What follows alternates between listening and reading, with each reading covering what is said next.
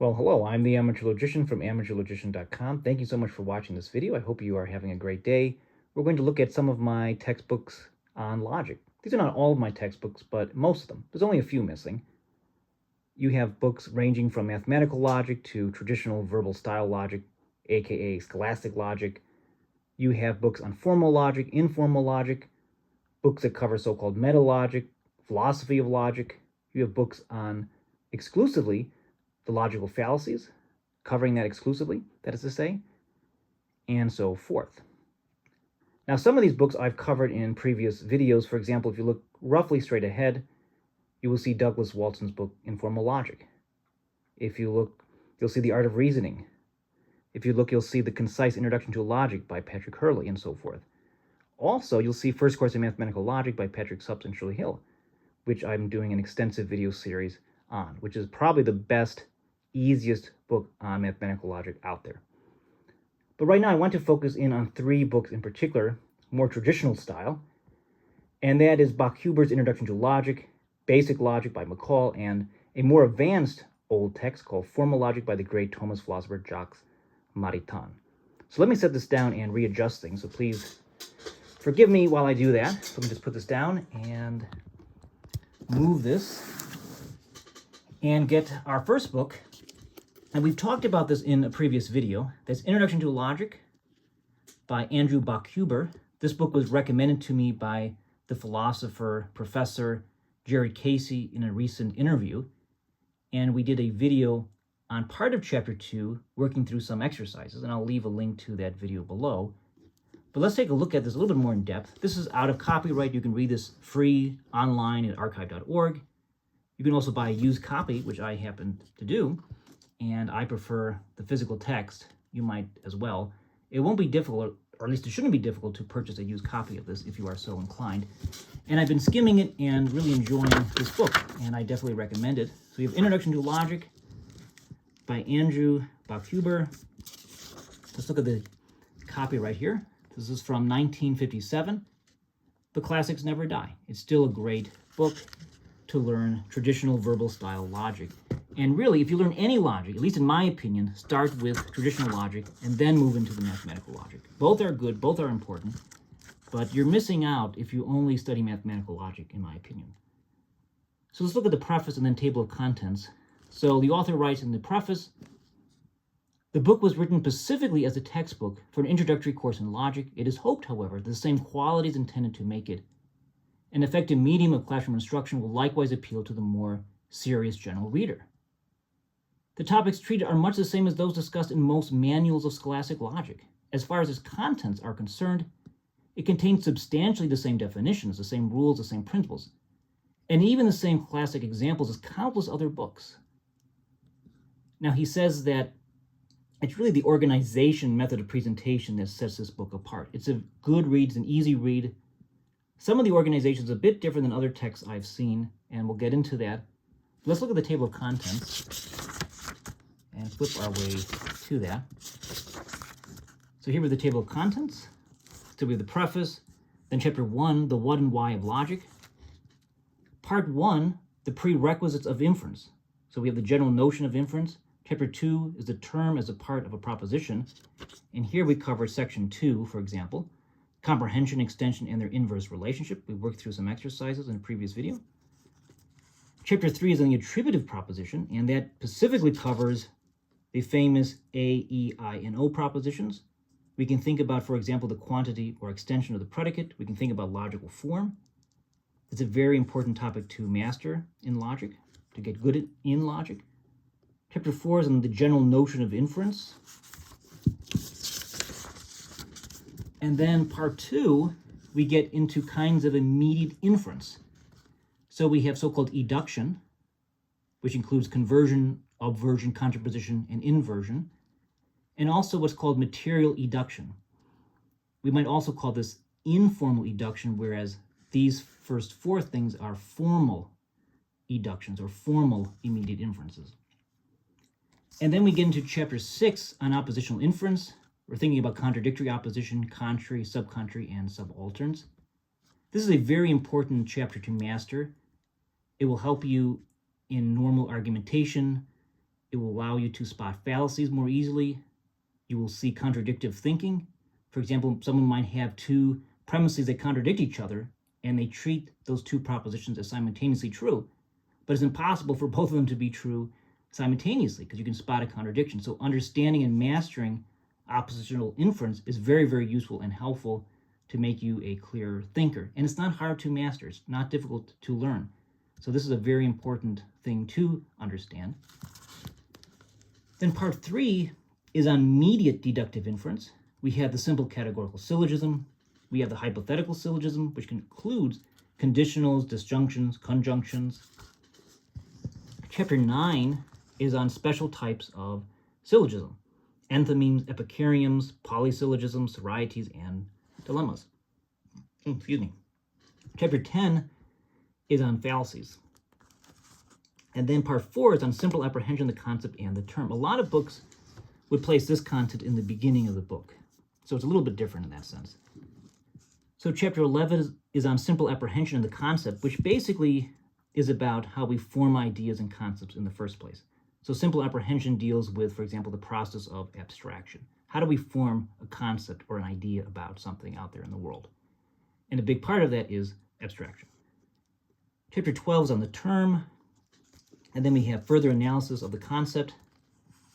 So we're thinking about various ways to divide things, logical division. We're thinking about the categories, the predictables, the predicaments. And in previous videos, we covered the categories, for example, on this YouTube channel. And then we have 3 additional chapters for part 5. We have kinds of propositions. So we not only have categorical propositions like the A, I, E, and O proposition, but we have necessary and contingent propositions, absolute and modal propositions, compound propositions. And then wrapping up, we have induction and the definition of logic by its formal object, and some remarks about symbolic logic, and a multiple choice test. So here's chapter 1, the what and why of logic. We have a preliminary definition of logic. It's very well written, and I think that it's definitely worth taking a look, at least online. You can read this freely online because it's out of copyright, and it's a pretty cool book to consider. Let's look at our next one. And this book also was recommended to me by Jared Casey. And in another in another, not in an interview, but when he teaches traditional logic at libertyclassroom.com, he referred to this book as a gem, if you can get it. You can see it's an old book. Look, $1.50. Go into a Barnes & Noble today and find a book like this for $1.50. Anyways, it's Basic Logic by Raymond McCall. It was published by Barnes & Noble, and it's part of the College Outline series. I have another book in this series, at least one that I know of, on English composition. It contains some logic in it, by the way, so I might look at that in a future video. But let's look at this book, and it's going to be very familiar looking in terms of its basic content.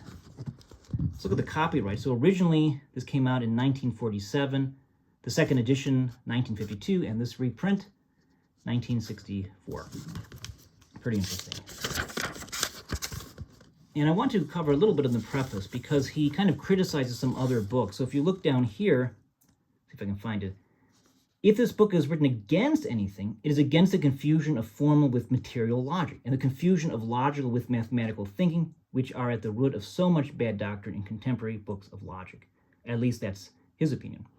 And maybe in a future video we'll explore this book a little bit more and kind of explain what he means there. But I remember very recently I was talking to someone and he asked me, is not logic just mathematics?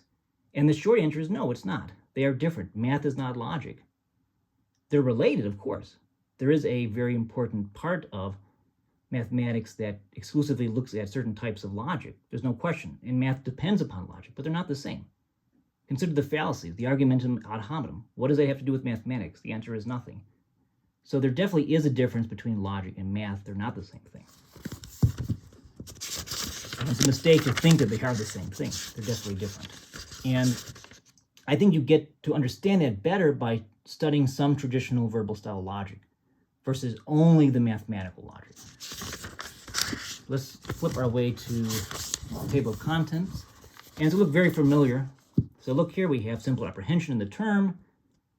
We have, let's see, properties of simple apprehension, the comprehension, the extension of concepts, divisions of concepts. We have terms.